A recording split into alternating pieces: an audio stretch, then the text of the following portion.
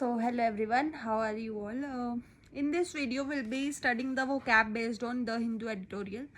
जैसा मैंने पहले भी बताया आपको कि वो कैब हमारी बहुत बार रिपीट होती है तो वो खुद से याद हो जाती है धीरे धीरे जब हम डेली पढ़ते हैं. अभी आपके पास टाइम है, कोई नोटिफिकेशन लाइंड अप है नहीं, बट जैसे जब तक नोटिफिकेशन आएंगे आप डेली पढ़ेंगे तो आपको याद हो जाएगी. और मैं डेली वीडियो बना रही हूँ, आप यहाँ से भी देख सकते हैं. ठीक है, तो वही है, अलग से इसके लिए टाइम डिवोट करने की कोई ज़रूरत नहीं कि हम वो कैब के लिए 1 घंटा अलग से निकालेंगे याद करने के लिए. इतना टाइम नहीं है क्योंकि हमने सारे सब्जेक्ट्स पढ़ने हैं ना. हमें जीए भी पढ़नी है, रीजनिंग भी पढ़नी है, मैथ्स भी पढ़ना है, कंप्यूटर अवेयरनेस भी पढ़नी है. तो कितना कुछ है हमारे पास. अब वो कैब के लिए मॉक टेस्ट भी देने हैं, वो कैब के लिए अलग से टाइम नहीं है. वो आपकी मॉक टेस्ट में कवर होगी या फिर इधर वो कैब में कवर हो जाएगी. ठीक है, सो ये आज की वो कैब है हमारी. Let's get started. स्टार्ट करते हैं अपने फर्स्ट वर्ड के साथ. तो हमारा फर्स्ट वर्ड है पैसिमिस्टिक.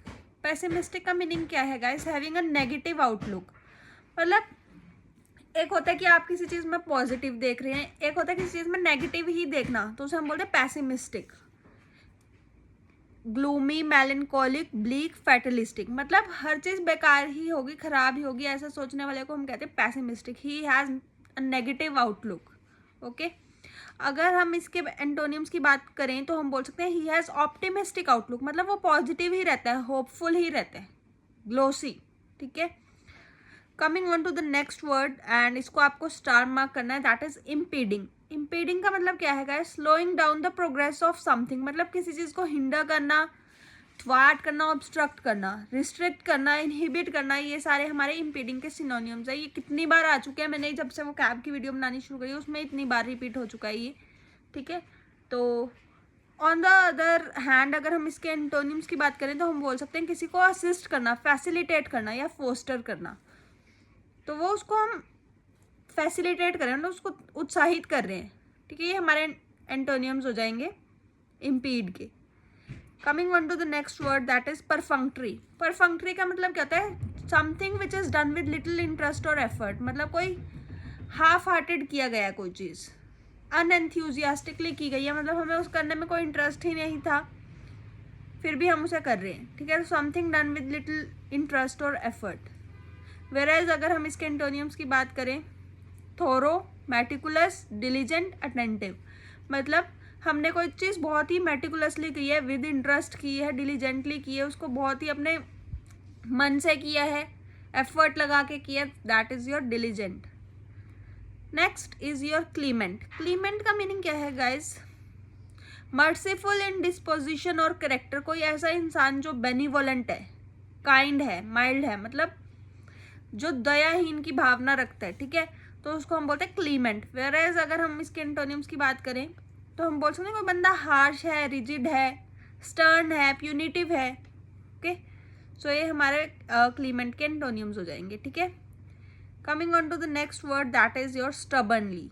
स्टबर्न का मतलब क्या होता है? जिद्दी, हट करना, जिद दिखाना. मतलब so something, doing something in a determined manner. मतलब कोई रिजिड होकर, ऑब्स्टिनेट होकर, रिजोल्यूशन, जैसे हम रेजोल्यूशन लेते हैं ना फर्स्ट जैन को कि हाँ हम तो इस साल बैंक पीओ लग के ही रहेंगे, तो वैसे ही कोई चीज़ जिद से करना, डिटरमाइंड होके करना, ऑब्स्टिनेटली करना, फर्मली करना, सोच लेना कि हम तो ये करके ही रहेंगे, तो उसको हम बोलते हैं स्टबर्नली.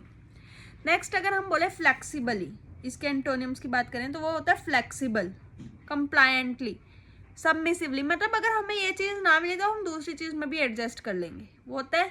पर हमें ऐसा नहीं करना है. ठीक है, हमें क्या रहना है? फर्म रहना है, हमें रिजिड रहना है कि हमें ये चीज़ चाहिए तो हमें चाहिए. ठीक है, this applies to all. Next is your advent. Advent का मीनिंग क्या है guys? The arrival of a significant event. मतलब कोई चीज़ का इंसेप्शन हो रहा है, कमेंसमेंट हो रही है, मतलब वो चीज़ स्टार्ट हो रही है. ठीक है, वेयरएज अगर हम इसके एंटोनियम्स की बात करें तो हम बोल सकते हैं कंक्लूजन, टर्मिनेशन और क्लोजर. कोई चीज़ क्लोज हो रही है, टर्मिनेट हो रही है, बंद हो रही है, मतलब ख़त्म हो रही है. Okay, next word is dampened. Dampen का मतलब क्या होता है? टू डिक्रीज द इंटेंसिटी और इंथ्यूजियाज्म ऑफ समथिंग. मतलब किसी चीज़ को हम लेस कर रहे हैं, सबड्यू कर रहे हैं या डिमिनिश कर रहे हैं, मतलब उसे नीचे लेके आ रहे हैं, कम कर रहे हैं, तो उसे हम बोलते हैं डैम्पेंड. वरएज अगर हम इसके एंटोनियम्स की बात करें तो हम बोलते हैं स्टिमुलेट करें, किसी को प्रोत्साहित कर रहे हैं, रीइन्वोगरेट कर रहे हैं, एनर्जाइज कर रहे हैं. ठीक है, ये इसके एंटोनियम्स में आ जाएगा. Okay, next coming on to your next word, next is negotiable.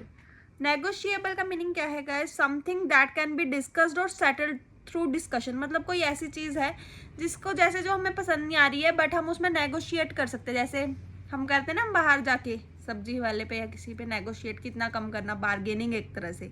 ठीक है, सो दैट इज एडजस्टेबल, थोड़ा एडजस्ट करना, फ्लेक्सिबल, वेरिएबल. ठीक है, वेरेज अगर कोई चीज़ रिजिड है या फिर फ्लेक्सिबल मतलब फिक्स्ड है, इनफ्लेक्सिबल है, नॉन नेगोशिएबल है, मतलब उसमें कुछ डिस्कस करने की कुछ मतलब बीच में स्कोप ही नहीं है कुछ चेंज होने का, वो अल्टर नहीं हो सकती, तो वो नॉन नेगोशिएबल है. Next is your decelerate. Decelerate का मीनिंग क्या है guys? To reduce the speed of something. मतलब कोई चीज़ जो जिसको हम रिटार्ड कर रहे हैं, स्लो डाउन कर रहे हैं, मतलब उसकी प्रोग्रेस को हम कम कर रहे हैं. वेरेज अगर हम इसके एंटोनियम्स की बात करें तो हम बोल सकते हैं एक्सिलरेट, एस्केलेट, हेसन या एक्सपेडाइट. मतलब हम किसी चीज़ को एक्सपेडाइट मतलब बढ़ावा दे रहे हैं या एक्सिलरेट कर रहे हैं उसे. ठीक है, next we are coming on to idioms and phrases. First the most important is your augurs well. Augurs well का मीनिंग क्या होता है? इसको हम बोर्ड्स वेल भी बोल सकते हैं, जैसे बोर्ड्स वेल और बोर्ड्स इल. बोर्ड्स वेल का मतलब है किसी चीज़ की आउटकम है वो पॉजिटिव ही आएगी, बट अगर हम बोर्ड्स इल की बात करें तो वो होता है कि हमें नेगेटिव आउटकम मिलने वाली है किसी काम की. तो ऑगर्स वेल का मतलब है to indicate a favourable outcome, किसी चीज़ का अच्छा रिजल्ट मिलना. ठीक है, next is elephant in the room. Elephant in the room का मीनिंग क्या है guys? An obvious problem that everyone is aware but chooses not to address openly. मतलब एक प्रॉब्लम तो है बट कोई उस पर बात ही नहीं करना चाहता, तो उसको हम बोलते हैं elephant in the room. Next most important is mull over. ये बहुत बार रिपीट होता है मल ओवर. मल का मतलब होता है सोचना, टू कंसीडर और थिंक अबाउट समथिंग केयरफुली. मतलब हम किसी चीज़ के बारे में बहुत ही केयरफुली सोच रहे हैं, तो that is mull over. Next is ran into. Ran into का मीनिंग क्या है? To encounter something unexpectedly. जैसे हम बोलते हैं ना, आई रैन इनटू हिम. ठीक है, मतलब मुझे वो गलती से मतलब अनएक्सपेक्टेडली मिल गया. आई डिडंट थिंक कि वो मुझे मिलेगा but he ran into me या आई रैन इनटू हिम. ठीक है, so guys that's it for the vocab. आज वीडियो काफ़ी लंबी होगी बट हमने काफ़ी सारे वर्ड्स लर्न कर लिए, तो इसको बार बार देखना ताकि आपको याद हो जाए. ठीक है, सो गाइज मिलते हैं तब तक नेक्स्ट वीडियो में. अगर कुछ डाउट हो तो मुझे मैसेज इसमें ही बता देना कमेंट सेक्शन में. So guys till then study hard and good luck.